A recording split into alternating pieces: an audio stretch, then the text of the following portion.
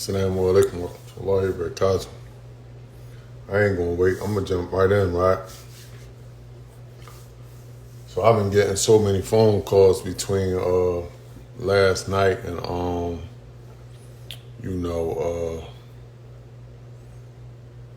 this morning. Kind of made my day start late.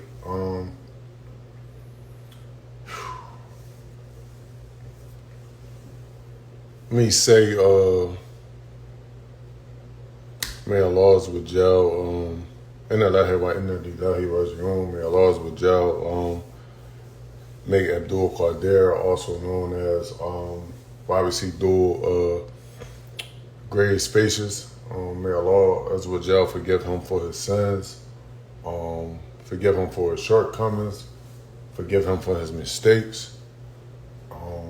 May the door for Jannah al-Firdaus be open wide for him, inshallah, as I do for every Muslim, no matter what, they've done or haven't done in this world.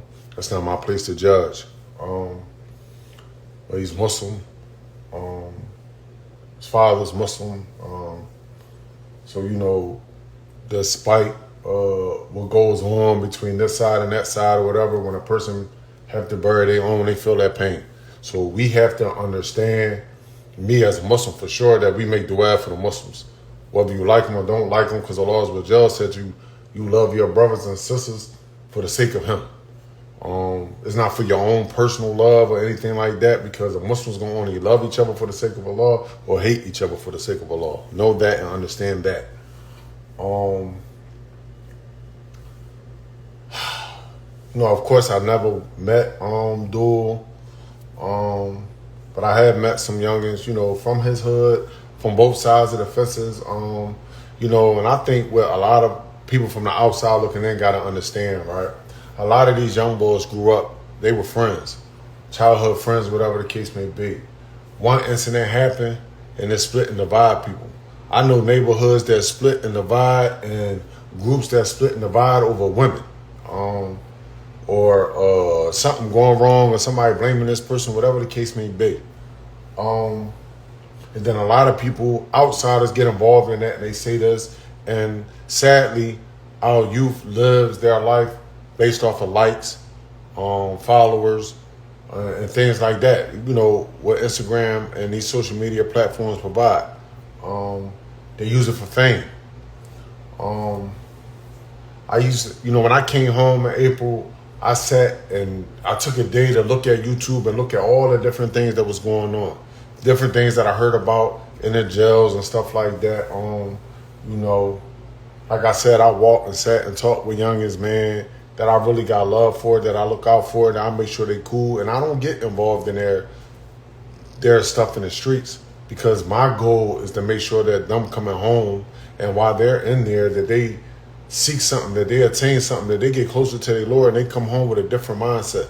That all of this stuff will be done and gone by the time they get here, right? Inshallah. Like Lil Mean Hurst, what's the younger name? Reek 1200, 1K, like all these young boys, man. Like I met them in the jails. Mean is like family though. I know which folks go. But even still, I deal with them as what I see in front of me. I don't deal with them based off of their reputation, what they've done, and nothing like that, because I don't care about that. But one thing that I seen on social media, on YouTube, something that Dul did, and I don't know if the young man, whether he was Muslim or he wasn't Muslim, it's even sadder if he is. He dug someone's grave up or made a video. And I sat back, right? I shook my head and I thought back. I took myself through a time capsule. Back to when I came off the step, all the different things that I've been through. And I've been through some shit, you feel me? And everything that I've been in, I bought that shit. You know what I'm saying? Live and direct. I ain't never run from nothing. I ain't never ducked nothing. I gave them exactly what they was looking for. That's what they wanted from me. That's what they got. Because I've always tried to see situations before it get bigger. But if you crack that door open, after I beg you, like, chill, that ain't what you want. When I come, I come. I ain't saying sorry in the end for it. We ain't never did nothing like that. You hear me? If something happened and y'all took a loss on that side, y'all got your bereavement period and all that. You know what I'm saying? Because we know by the time you get through that, it's activated again, right? We ain't showing up at no funerals. We ain't shooting no funerals up. We not shooting at your moms, your kids, your grandmoms. We ain't doing none of that. So one of my conversations this morning, somebody said to me, like, the reason why they ain't really listening and paying attention, y'all, is because they look at it as if they winning right now. They got the money. They getting it from so many different ways, and they got all the guns. So why would they care about what you saying? And I get that. I respect it. They found their own way. They found their own lane. Some of them through PUA, whatever the case may be. And they built their own foundation, and because nobody wanted to help them or aid them or guide them, whatever the case may be, right? And most of them, like I said, they throw their hands up and get out their way and all that. I can't do that. So I grabbed to them while I was in the jail as best as I can. And those that I can talk to, you know, even when they call me on the phone from the jails, and I tell them reach out, talk to their guys, whatever the case may be. And if you want, you can get them my number. They can call me. And I speak and I try to teach and I try to aid and guide and show them a different way and show them a different path. But it's hard to do from where I sit because I'm in a house. They don't really see me, right? But I'll make myself available as best as I possibly can. But when I seen that video, I said his expiration date is coming. It was nothing in this world that could have told me that he wasn't going to die within 6 months. That video landed after I came home. I came home in April. I haven't been home 6 months. He was killed yesterday. You don't do that. I don't give a fuck who taught you, what game they taught you, how much money you got and all that. You don't do that. And I know his father hurting and whatever the case may be, and they going through what he going through. And like I said, I'm going to make the way for him because he Muslim. But you don't do that. He just did a video with, I forgot the guy's name, but he just something Buckingham. He just did a joint with him, right? Walking through the streets saying how, like, you know, he's stamped in the streets, nothing can happen to him, this, that, and the third. But if anybody ever watched that video, right, and go back, go on YouTube and all that, check it out. He just did it just a couple days ago. It was a car circling around, and he seen it. And was like, man, I wish he would have been going around here acting like they trying to do this and the third. We going this, that, and the third, right? You expose so much stuff. You expose your hand. You shows your weaknesses. You cannot know. There's no way I'm going to know that somebody paying attention to me, circling the block, whatever it keeps me be, and I'm going to go to sleep that night and the next day be a target. What rules and games are y'all learning out here? This is what I'm trying to figure out. No one ever really taught you nothing, so you moving recklessly. And that recklessness gets you killed. You go on social media and you troll people. I watched you troll the young boy, KJS. You trolled his mom. You talk bad about his mom. Told his mom, that's why your son did this, that, and the third and all that. And to think that nothing will ever happen to you because of that. So when you prepping for your death and hyping yourself up, like, I know this is going to happen, I know this is going to happen, so fuck it, I don't care, I'm going to say what I want. To the point that you name yourself Mr. Disrespectful. I'm not going to talk bad about dude because I don't talk bad about the deceased. I just want y'all to pay attention and look at how our action and things that we do on these platforms, right, lead to something worse. Now your parents burying you. And whatever you were seeking to attain because you was getting a name, you was going to other cities, so you was taking your music career seriously. But because you want to prove something to Philadelphia and what you stand on and the team and the gang that you built, you still operate recklessly and stupidly and ignorantly and to lose your life before you even really make it. Because you ain't seen enough money to be able to say that I left my family with enough. And if you got kids out here that you left them with enough, that they're going to be okay. Because now they got to deal with that for the rest of their life. My dad ain't make it. Then they got to hear the stuff that people gonna say about you, whatever the case may be. I was up, right, early this morning. They was trolling this young boy all night and all morning, man. Making videos, laughing, dumping bud out on the ground, saying they smoking on him, calling the drink down, Dul Julio, and all this old stuff, like saying he went out bad. What are y'all getting from this? This is what I'm trying to figure out. What are y'all learning from this? What do y'all seek to attain by becoming famous about speaking about the dead and killing all these people and think that nothing will ever come back to you? I just sat in the jail for 22 years. I watch these same young boys when they come in here, look scared to death. Somebody offer them K2, they accept anybody as their friends, could be their aunt. They could pass them something, watch them get high, and bang them out. That's how stupid they is. They don't know. They don't care. They think they can't die in jail because there ain't no guns. Well, let me tell you something. You can hit your head off something. You can fall and bust your chin on the ground and not wake back up. All kinds of stuff. There's people getting killed in prison. Real rap. So if you think like you cut like that and this is what you want to do, you want to spend the rest of your life in jail because it's a punishment for your family no matter how you look at it. You either got to pay for your funeral and got to deal with that heartbreak for the rest of their life, or you're going to be calling home, begging for money, and then you're going to be a financial burden on them until you come home. 20, 30, 40 years, 50 years. Because you ain't go to jail with no money. Y'all stop chasing the money and start chasing rap. So, inshallah, man, you know, y'all get some benefit from this, man. And y'all start talking to y'all sons, man. You know, I seen a girl on one of these lives this morning while they was trolling Dul, saying like she be working out. A teenager. Let me tell you something, right? I ain't the biggest gangster in the world, man. Let me tell you this. One thing for sure, two things for certain. My daughters ain't gonna be the fuck out here talking about they catching no rep. I'll be in a hat. ASAP.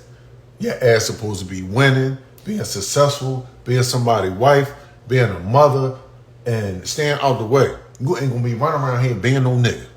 That's for damn sure. And my daughters be on my live sometimes, and I hope they hear me clearly. You want to wake the old me up? Play a game you don't really want to play and see how I act. I don't play that shit, man. I try my hardest, man, to like get home and save my sons even from this stuff.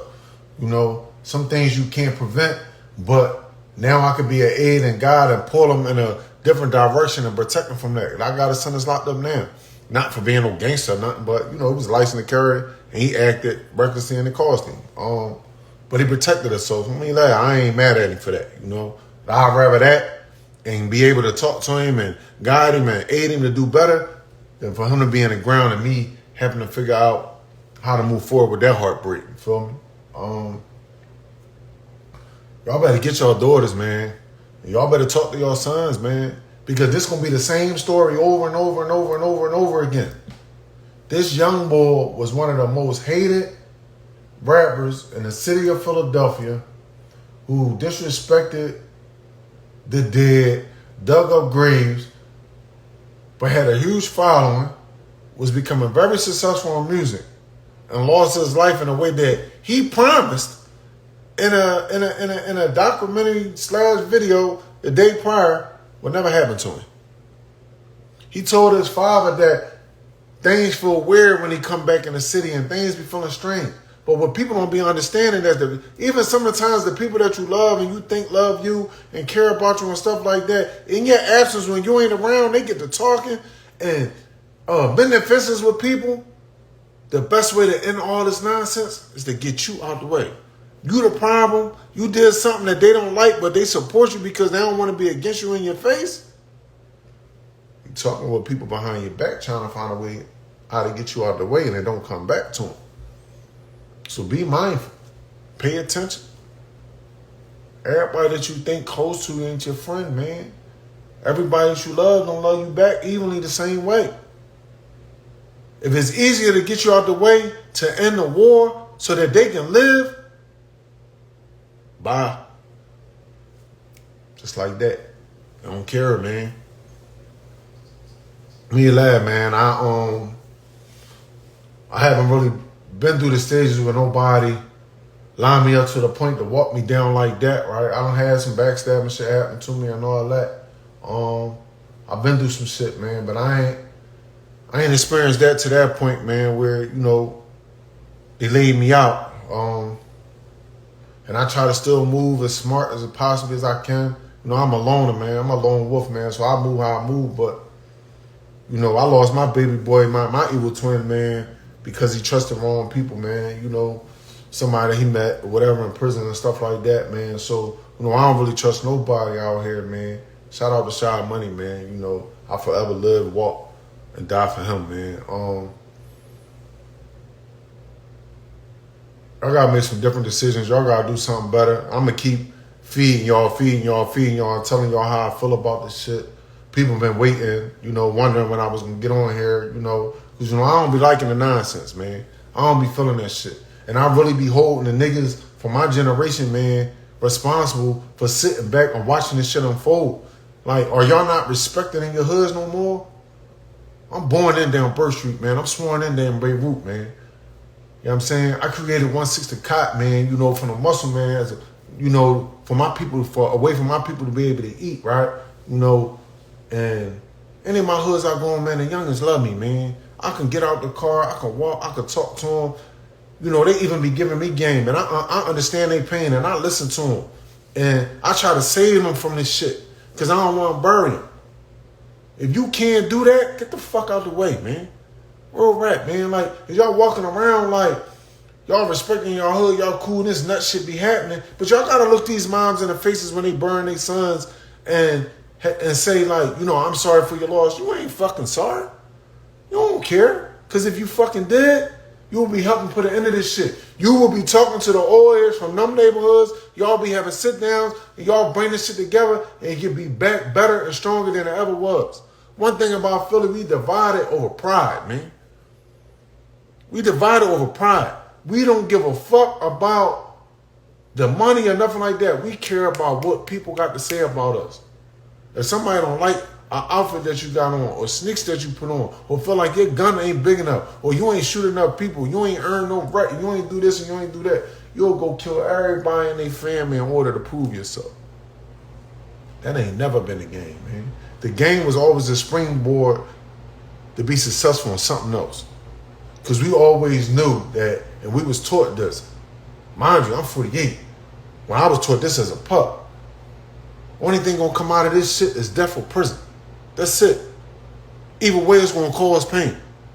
So, to sit around and think that you can just let these youngers go ahead and kill each other the fuck off, and you ain't gonna feel that shit at the end when they come back. You gotta stand before your Lord one day, and trust me, you ain't ready for that punishment. You would rather take that shit right now. Believe that. Believe that. Tighten up out here, man. You from them neighborhoods and you claim you got a name and the people love you. Use your voice, man. Talk to these youngins, man. They dying at a rapid rate, man. That young boy was 25 years old, man.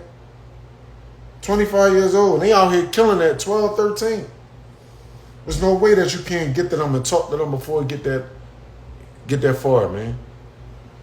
You claim you somebody in your hood? Show me. I'm challenging. Show me they respect you. Show me they got love for you. Show me you can help put an end to this shit. And I ain't gonna talk to him blue in the face, man. As I said, man, make the way for the Muslim. Make the way for his family. Ask the laws with y'all, man, to, you know, heal their hearts, grant them ease. And hopefully, man, you know, it's sad to say, but hopefully with this death, that maybe a lot of this nonsense can die down and be done. It won't be too much recklessness anymore. That maybe some type of conversation could come out of this shit, and this shit can be finally put to bed. And I'm saying the same thing to all you other groups out here and camps out here, man. Life is worth more than this shit, man. You ain't living to die a dishonorable death or be laid and stressed out where motherfuckers hitting you 10, 15, 20, 40, 50, 60. It's a young boy got killed, he got hit 70-something times. It's an overkill. Life ain't diminished that much, man.